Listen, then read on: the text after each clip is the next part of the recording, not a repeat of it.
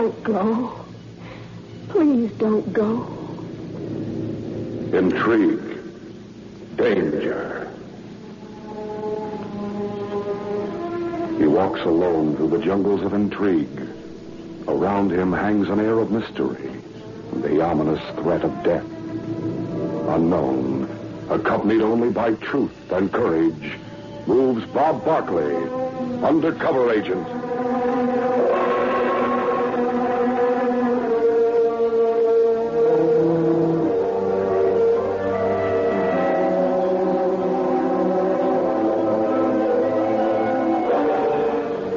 Edward Kimball, head of the government intelligence, sat in his Washington office and listened closely as his distinguished-looking visitor talked. John Drake, president of the Allied News Syndicate, was reaching his climax. And this man was decorated 6 times during the war. He went through it all, in Europe and the Pacific. Well, that helps his rating, but what about his ability for what we want? Kimball, he has everything you want. He's a fine writer, an expert on European and Far Eastern affairs. He knows people in the highest and lowest places. He's unmarried and under 40. He's in prime physical condition. Can this man handle counterintelligence work in the Orient as well as in Europe? Yes, I'm sure he can. Does he realize that though he'll be working for this bureau, he can be given no protection or recognition by us? Yes, he does. He'll be strictly on his own as far as the government is concerned. He'll be working as a correspondent for Allied News, and he'll make all his contacts with us.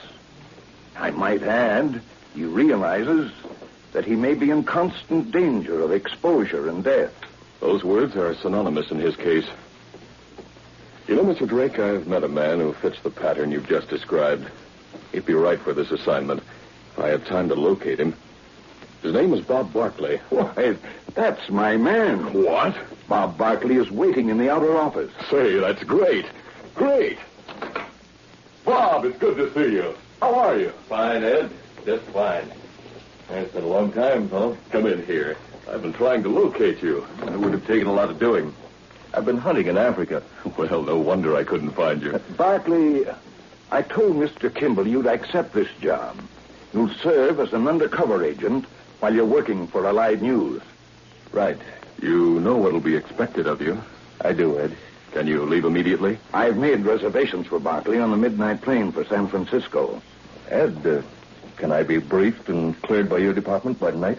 Consider it done. I'm glad we have you on this assignment, Bob. I half expected Drake would suggest, well, Tyler Forrest. Well, Forrest would have been my recommendation if Barkley hadn't accepted the proposition. As a matter of fact, I'd already discussed the assignment with him. Mr. Drake, I hope you didn't tell Forrest about the counterintelligence angle. No, we never got to that point. As far as Tyler Forrest knows, this is a straight correspondence job that Bob is doing. At that moment, Tyler Forrest, correspondent and news analyst, sat at a side table in a restaurant cafe in Washington. The man with him used the party name of Joseph. Forrest, you're sure Barkley is here in Washington? Positive he's at the Willard. Drake is making a passport and other arrangements for him so he can fly to the coast tonight. The plane I should be taking. Mm-hmm. I see. Forrest, the party banked on your getting the job. You know the international plans that have been made for the Orient in the months to come. We were depending on your news dispatches to put a smoke screen around them. Barkley won't do that. He certainly won't. He'll expose them if he gets an idea of what we're up to. Barkley's too perceptive, too factual. He's too American. Forrest, you're sure you get the assignment from Allied if Barkley weren't available? It was practically promised to me. But Barkley returned from Africa. Yes, I would have had it. Then you get the job now. What are you talking about? Barkley leaves for San Francisco at midnight, and he'll sail from there in 3 days. No, he won't, Forrest. No, he won't. When we're sure he's on the plane, we'll phone San Francisco. Emil will know what to do. Oh, waiter, may we have more coffee, please? Bob Barkley boarded the westbound plane at midnight. A moment later, a tall, smartly dressed, and darkly beautiful girl stepped into the cabin. She stopped and looked at the stewardess, and then at the available seats. She moved to an aisle seat next to Bob Barkley. Is this seat taken? No, it's not. Won't you sit down? Thank you. The girl said nothing during the next few minutes. Barkley, although aware of her warming nearness, removed an address book from his briefcase and began to thumb through it. Will you all kindly fasten your seatbelts, please? Oh, yes, of course. Is your belt fastened, Mr. Barker? Yes, I always get it twisted. Say, how did you know my name? Well, aren't you the modest one? I've seen your picture above your news stories, of course, and in magazines. I recognized you the moment I saw you. Aren't you pleased? I'm flattered. Really, I am. May I ask your name? My name? It's Myra. Myra Thaxton. I'm on my way to Hong Kong eventually by way of Hawaii. My father's in the Army and I'm taking off. Do you mind if I close my eyes for a while? I always relax for the first hour or so of a flight. During the flight to the West Coast, Bob Barkley did his best to become better acquainted with a girl named Myra, but found her somewhat evasive. She seemed friendly and cordial, but turned aside all further questions about her background or plans for the future. After several hours, Bob Barkley dozed. Will you all kindly fasten your seatbelts? We'll be in San Francisco in 10 minutes. Mr. Barkley, the lady speaking to you. Did you know you've been dozing for more than an hour? Why, I did fall asleep, didn't I? You certainly did. Talked a while and read a while, and then slept. I read. Oh, you mean my address book. I was just checking to be sure I had the information I'll need in the Orient. That book... Will you please hold my purse while I rearrange myself? Of course. But you're one girl who doesn't need rearranging. Thank you. I'll see you again, won't I? I'm sailing for Hawaii, too. Friday on the President. Really? Well, that's the boat I'm sailing on. Of course we'll be seeing each other. All's right in the world.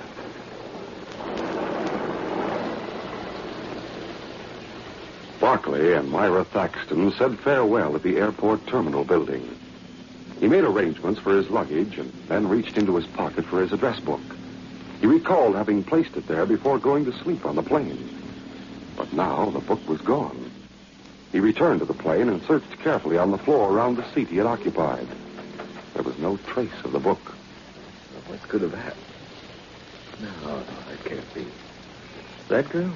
Why would she want it? She had the best opportunity, of course. Yeah, but then there were others on the plane. That fellow with the mustache who brushed against me when I got off. The stewardess. It might be important to a person who knew what the names and remarks meant.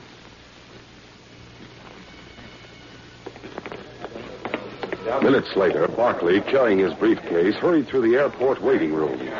Myra Thaxton was nowhere to be seen. As Barkley strode to the taxi stand, a man of nondescript appearance stepped from behind a pillar. He snatched a pistol from his pocket and ran after the reporter. Taxi, sir? Barkley walked toward the open cab door. Then the taxi driver saw the man running toward Barkley. Watch out! That man behind you, he's got a gun! Watch out! Barkley dropped to the ground flat a second before the man fired. Police! This way! Police! A policeman ran through the panic-stricken crowd, waving his revolver. The bullets had struck above Barkley's head. Now the gunman turned to face the policeman, but the policeman shot first. Gee, mister, you're lucky. The guy's dead. The cops got him. Too bad he's dead. He might have answered questions. Bob Barkley phoned the story to his office, visited station houses, the district attorney's office, and the local newspaper office. Then he went to his hotel. He'd been there about 15 minutes when there was a knock on the door. Who's there? Mr. Barker, please. Yes? What is it? Mr. Barker, I am Art Sheen. I may help you with your bags? No, thank you. I sent most of them to the ship. There's only this two-suiter, and I've taken care of it. Begging pardon. I at times stutter. Sorry.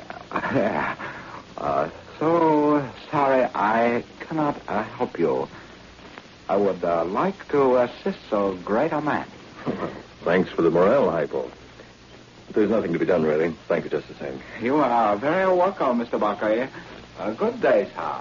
Good day. This is something new. Everyone seems to know me.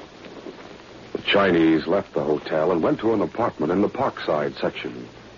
He made his report to two persons, a man addressed as Emil and a voluptuous redhead named Rita Dupre.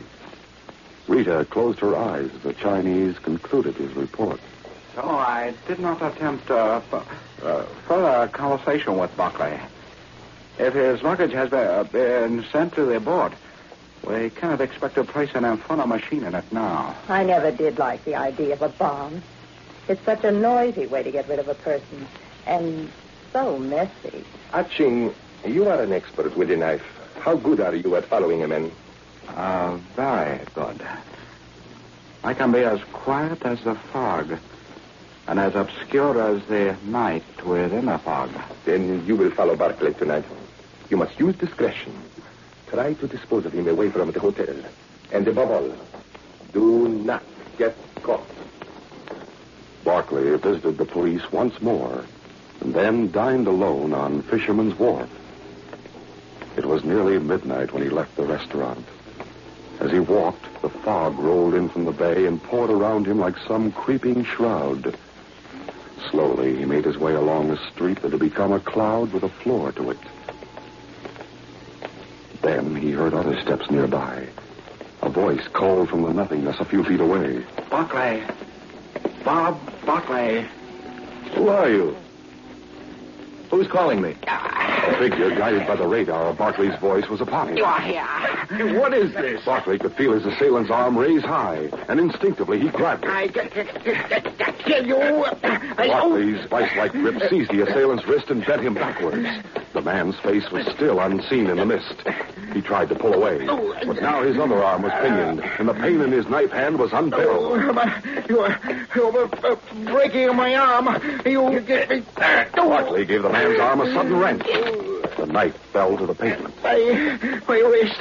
You will break it. Yes, I'll hear that. Barclay pulled both arms away from the man and then sent a fist crashing through the mist into the attacker's face. Now, come on, whoever you are. Barclay groped in the fog. This time his gun was ready.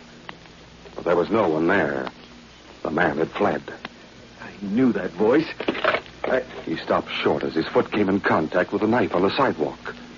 He bent over in the vapor and picked up the weapon.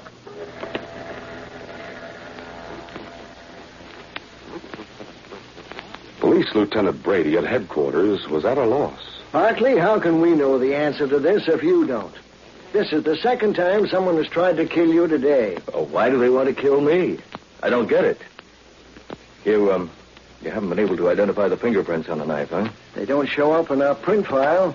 We're checking with the FBI. This dagger tonight was a Chinese type. Now, if you had a Chinese enemy... Wait, Lieutenant. That's it. Chinese. I thought I recognized that voice in the fog tonight. It was a Chinese. Ching. Come with me. We're going to my hotel. But when they went to the hotel, Ching had disappeared. The next day at 6 o'clock Pacific time, Bob Barclay was on the phone with his employer in New York. And Mr. Drake, they've learned that the fellow who was killed after shooting at me is a communist. Or was. One of the goon workers in their dock cell out here. It could be the political angle, but it still doesn't make sense. I haven't been doing any anti-red stories lately. You'd better tell our friend in Washington what I just told you. Tonight? No, I'm going out. I'm going to Chinatown to see an old friend of mine, Tom Wong. Tom knows everything and everyone in Chinatown. Maybe he can give me a lead as to why I'm suddenly the target for a Chinese knife man. Tom Wong was effusive when Bob Barclay entered his restaurant. After an exchange of greetings, he led the newspaper man to the bar. Wong, Chubby, and Genial raised his freshly poured glass in salute. Mr. Barclay, we do not discuss your problem till we first have this libation. Chinese sage say one time, many years ago... Well, Tom, lay off the Charlie Chan routine and let's get this parade started. Here's how.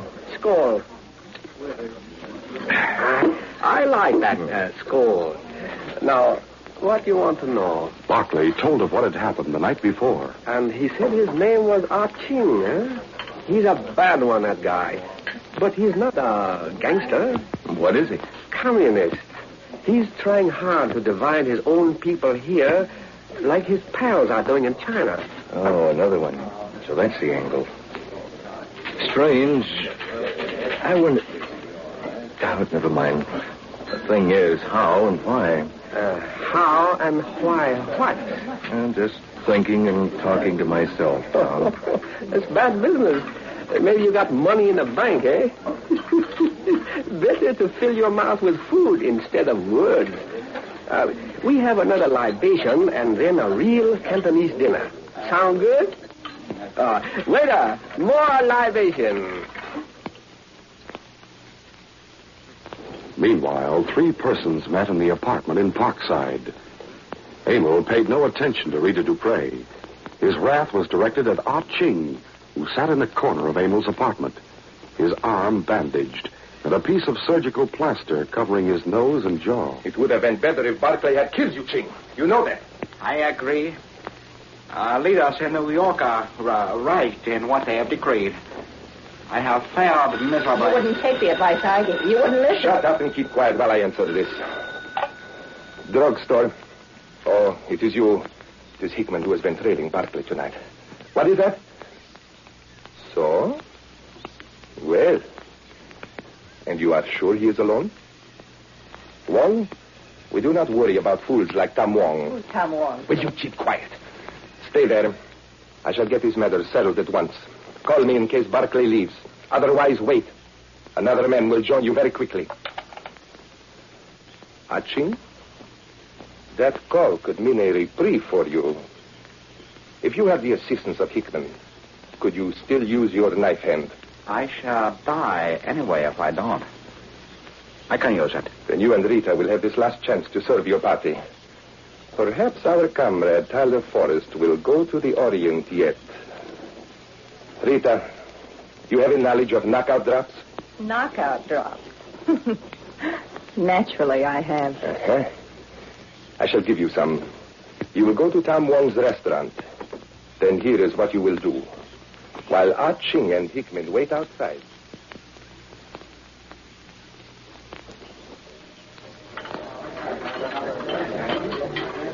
It was 2 hours later when Bob Barclay finished dinner. Tom Wong, smiling, wobbled over to the table. You never had Cantonese food like that before, Mr. Barclay. Feel like a libation now? Tom, I couldn't eat or drink another thing. Oh, don't say that, Mr. Barclay. And don't say you have not had your eye on that beautiful girl sitting in the booth across from you. Well, as a matter of fact, Tom, I haven't been noticing her. She's nice. Feel like that type. Oh, you like that type. She wants to buy champagne. She asks if you and I join her and have a little drink of vintage stuff. It's big profit, so I say yes. But to be sure you accept, she sends this little note along to you. Read it, Mr. Barclay. Then you say yes. You're kidding, Tom. You think so? See the way she looks expectantly at you. Then look at this note. I am kidding? Barclay read the note of invitation. He smiled, but there was a cold light in his eyes. Frida Barra over there says she recognizes me, but she's read my stories. And my book. You're going to join her like she wants? This entrance play of hers has all the earmarks of a come-on. I have a hunch. I don't know if it's right, but I'm going to find out. Happy landing. I'm serious, Tom. And this is serious, what I'm about to ask you. Go ahead. I'm serious. She hasn't asked me out of the place yet. If she does, and if I give you a signal as I leave with her, can you spare 1 or 2 of your men to see if anyone's following me? Oh, I can do that, Mr. Barclay. Have some very good men in the kitchen. I keep my eyes open for signals and have boys ready. So you go on. When Bob Barkley joined Rita Dupre, she swamped him with ardor that was supposed to have been born from reading his dispatches and his book. I saw you sitting over there, even handsomer than your pictures. You have such expressive eyes. More champagne? Well, I'm not a great one for the bubbly, Miss Dupre. I've had enough, thank you. Oh, but one more. One more will matter to you. And in the days to come, it will mean so much to me in memories of this meeting. If those are the things I should be saying, I think. We'd go ahead, pull it. As soon as I've adjusted this handbag of mine, it's such a nuisance. There. Perhaps it'll stay closed now. Permit me to pour for you, please. All right. Nice. There you are. There is... Oh, how clumsy. My purse on the floor. And everything in it on the floor. Oh, I'm so ashamed. Would you mind? Oh, not at all. Exercise will do me good. As Barkley bent over, from the side of his eye, he saw Rita Dupre place her cupped hand over his glass. And while he recovered the contents of her purse, he signaled Tom Wong. Tom hurried to the kitchen. Yeah, here we are. I think everything's here. You better make sure. I shall. Let me see now. As the girl went through the actions of checking the contents of her purse, Barkley dumped his drink into a potted plant behind his chair. When Rita looked up, the glass was coming from his mouth, and he was smacking his lips. I may be wrong, but I think that was better than the first. You downed it so quickly. You should have... What's the matter? I don't know. I'm very sorry. I feel as if I'm dizzy. Pardon me? Wait, don't go. Let me help you out in the air. I don't want to. Oh, I'm sick. Waiter, let me have the check, please. Mr. Barkley has arranged for that, miss. Something wrong? You are leaving? He's not too well. Oh. I'll take him outside for a while and walk him around. Barkley put a hand up to his face and winked at Wong. I'm sick. I gotta go now. Don't bother, waiter. I'll be able to handle him myself. Come along. Steady. As the girl helped Bob Barkley to the street, Tom Wong signaled through the glass panel of the kitchen door. 3 young and well-muscled Chinese came to him. Yes, sir. Get after that girl who's holding on to Mr. Barkley. Follow them without being seen. Make sure nothing happens to him. Yes, sir. Mr. Barkley is a very wise man. But that girl... To spoil good champagne with Mickey Finn. Rita Dupre led the staggering Barkley away from Wong's into a dark spot in the rear of a nearby parking lot. There, Ah Ching and Hickman stepped out of the shadows and grabbed him. Rita pushed Bob into their arms. Take care of him now, and don't fail. She turned and ran to a car parked in the street nearby. Come with me, Mr. Smartman. Sounds like a lie. That's where you're wrong, big boy. He's faking. Lay off. Grab him. Here, get your gun out. We're being took. The 3 Chinese were on Ah Ching and Hickman before the pair could reach their weapons. I got this one. We've got this fellow. It's our Ching. Master, you're breaking my arm. You got the boys? Yes, sir. Here, take them back to Tom's and call the police, will you? Tell them I'll press charges and to expect a phone call from me soon. I'm going after that girl. She's trying to get that car started out there. Rita Dupre, in her anxiety, had stalled the motor of her car, trying to get away from the scene. She got it started and took off just a few seconds before Barkley ran from the lot into the street. Taxi! Hold it, taxi! You see that car turning the corner? Follow it and don't let it out of your sight. There's 10 in it for you if you don't let it get away. It won't get away, mister. Not for a sawbuck.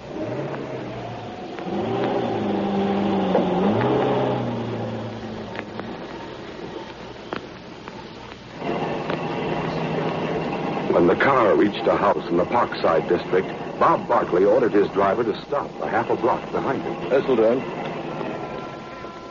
Here's your money. Thanks, mister. Thanks a lot. Half an hour later, Bob Barkley called Lieutenant Brady at police headquarters. Lieutenant, your men arrested Ah Ching and his partner? Good. Well, I followed the girl and know where she is now. I'll press charges if you bring some men out here. Yes. I'll be waiting for you. Come to 9846. Brady, with 2 uniformed men and 2 others in plain clothes, arrived shortly after. On account of the communist angle, I thought I'd better bring some FBI men with me, just in case. Where is this place? Follow me. I'll take you to it.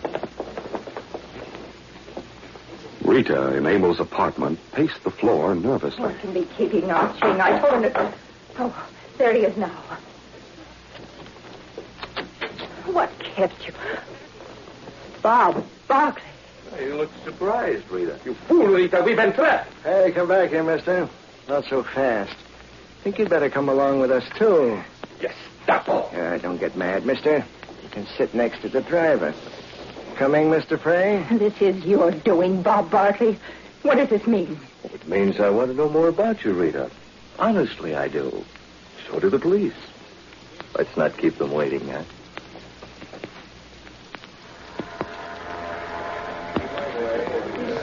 Lieutenant Brady escorted Bob Barkley aboard the Hawaiian-bound boat on Friday. As the boat prepared to leave, he placed his hand on the newsman's shoulder. Well, I'd better be getting ashore. I didn't think it would happen, but I finally got you safely on board. I'm grateful, Lieutenant. But with that whole gang being held in jail, I'd have arrived safely. At least I think I would have. I'm glad I thought of the communist angle. Brought along the FBI men on that raid. This fellow Emil was one of the biggest shots in the international setup. He sneaked into this country to direct the sabotage work on the coast. They have a file on him that big. Well, Lieutenant, I've written all that in my stories. Now tell me something I want to know. Why were they so anxious to bump me off? Maybe they don't want you to go wherever it is you're going. The commies, I mean. No, that can't be it. I'm just a writer, and I haven't begun to grind any axes in my stories yet. I can imagine the time may arrive when they won't want me to come back. But it's for the other... Hey, what are you looking at? Do you see what I see? What? Girl over there standing near the salon. She's the most gorgeous thing I... Hey, Barkley, where are you going? I know this girl. I'll be seeing you. So long. Bob Barkley, how good to see you. I've been reading about you in the papers. How terrible it must have been, those people trying to kill you. Yes. The first time was at the airport. A few minutes after I left you. What do you mean by that? You don't know. You, wouldn't know what happened to the address book I was reading on the plane, would you? Well, of course I do. It's right here in my purse. How did you ever happen to put it into the pocket of my coat? Huh? I was so surprised when I came across it yesterday. Well, I knew it had to be yours. So I've been waiting until you came aboard. I thought you might want to use it before we sail. Here you are. Well, thank you. You know, I'd forgotten you were sailing, too. You've forgotten. Oh, but then you were going through so much. How could you remember a little thing like that? We're going to be shipmates now. Won't that be nice?